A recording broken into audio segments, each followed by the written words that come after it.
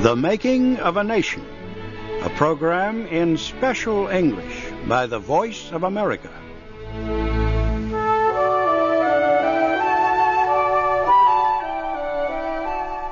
I'm Morris Joyce. Today, Richard Rail and I continue the story of America's second president, John Adams. John Adams took office in 1797.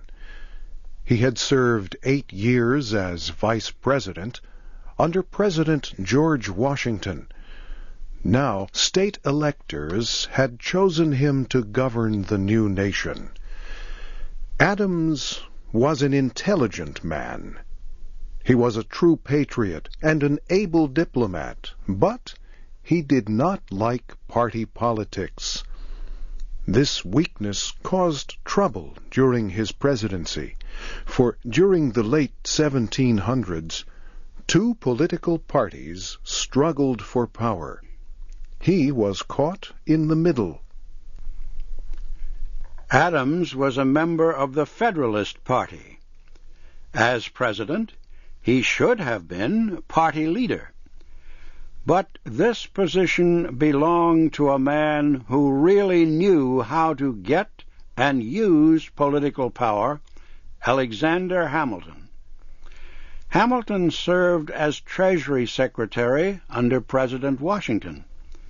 Now he was a private citizen, a lawyer in New York City. Through the Federalist Party, Hamilton continued to have great influence over the national government. Federalists, loyal to Hamilton, controlled the Congress. Even President Adams' 3 cabinet ministers were loyal to Hamilton.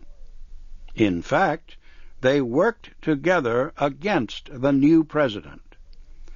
This political situation made Adams' term in office very difficult. Yet, strangely, it also led to the end of Federalist Party power. 2 major issues marked Adams' presidency. One concerned foreign policy. The other concerned the rights of citizens.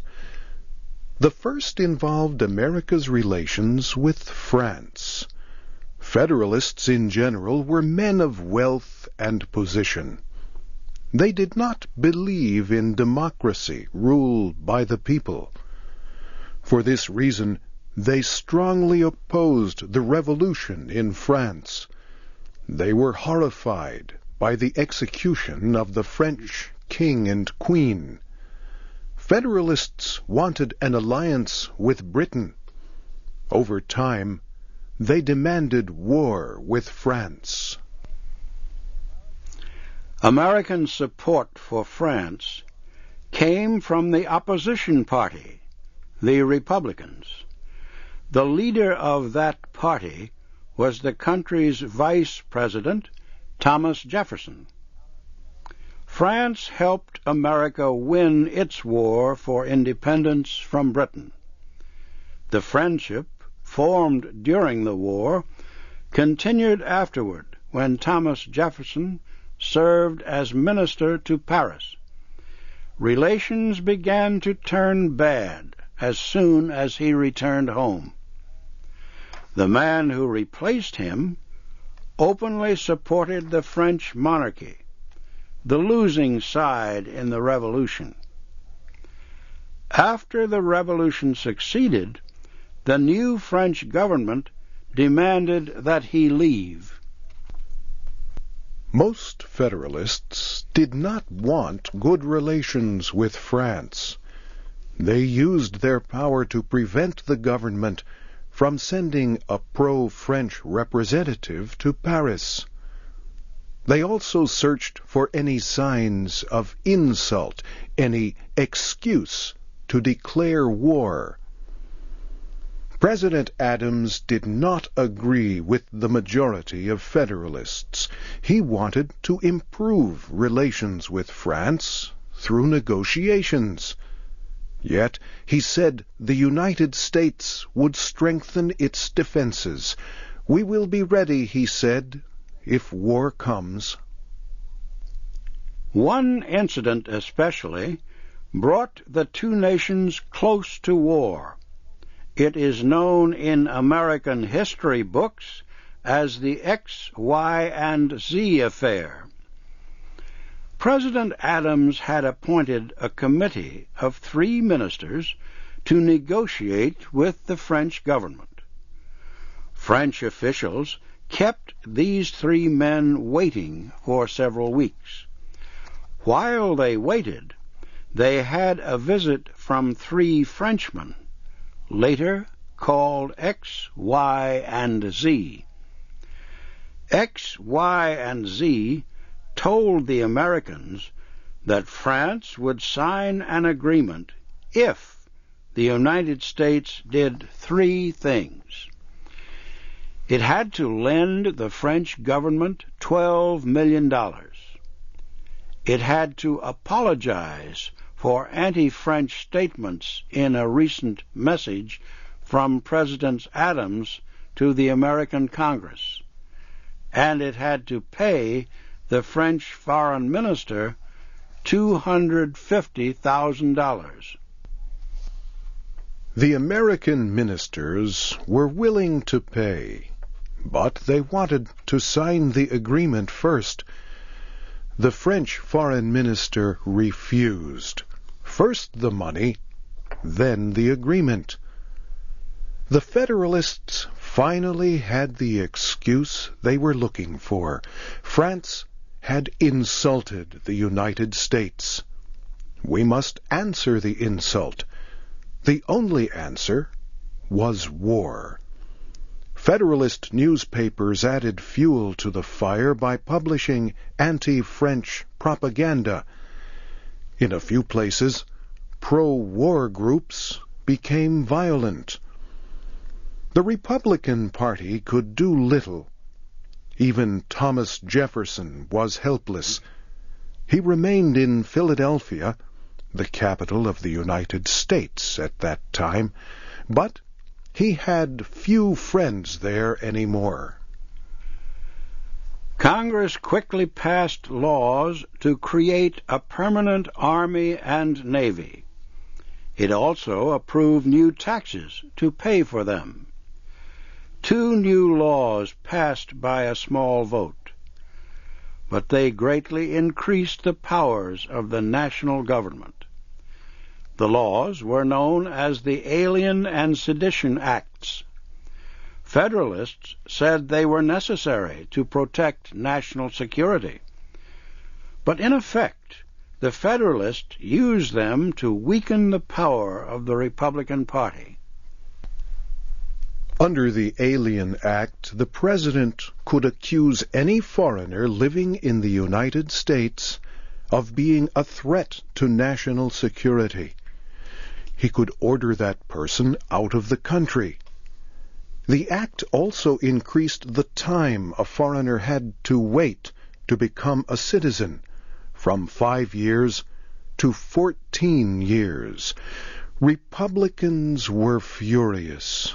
Most foreigners, when they became naturalized citizens, joined the Republican Party. Republicans argued that the Alien Act violated the Constitution. They said it gave the government more powers than were stated in the Constitution. Federalists said the act was constitutional. They said the Constitution gave the government the right to defend the country against foreign aggression. The other law, the Sedition Act, barred the publication of anything that might incite public hostility against the government. Republicans argued that this act violated Americans' constitutional rights of free speech and a free press. Federalists, once again, defended it as necessary for national security. The Federalists tried to use the Sedition Act to quiet Republican critics of President Adams' administration. About 25 persons were charged under the Sedition Act. These included several leading Republican newspapermen and a Republican member of Congress. Some of the men were tried and found guilty and sent to prison, but other Republicans took their places in the fight against the act. The Federalist plan to stop criticism did not succeed. President Adams had signed the Alien and Sedition Acts into law. He believed they were necessary to protect the United States at a time when war with France was still possible. Then, in early 1799, Adams received several reports that France was ready to reopen negotiations on improving relations. He immediately nominated a new minister to France. Federalist senators threatened to reject the nomination. In the end, Adams agreed to nominate a committee of 3 ministers. The Senate approved them. It was many months before the 3 men went to France to negotiate the agreement, and it was many more months before they completed their work. But they did so on September 30th, 1800. After several years of bitter political struggle at home, President Adams finally prevented war with France. Later he wrote, "There is one thing I would like to be remembered for, more than anything else. I gave myself the task of making peace with France, and I succeeded." The year 1800 was another presidential election year in the United States. The Federalist Party appeared to be dying. It failed in its effort to force the nation into war with France, and it failed to silence its critics through the Alien and Sedition Acts. Party leaders knew the election would be their last chance to keep political power. The Republican Party had more popular support. It also had gained an increasing number of seats in state legislatures and the National Congress. Party leader Thomas Jefferson was sure to be elected president unless the Federalists could find a way to change the electoral process. That will be our story next week.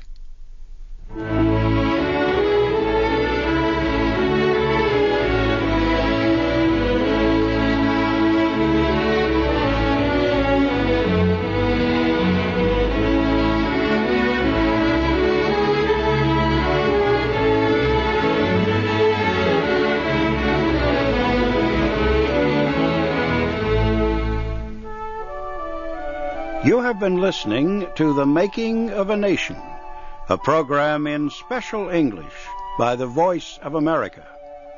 Your narrators were Richard Rayl and Morris Joyce. Our program was written by Christine Johnson.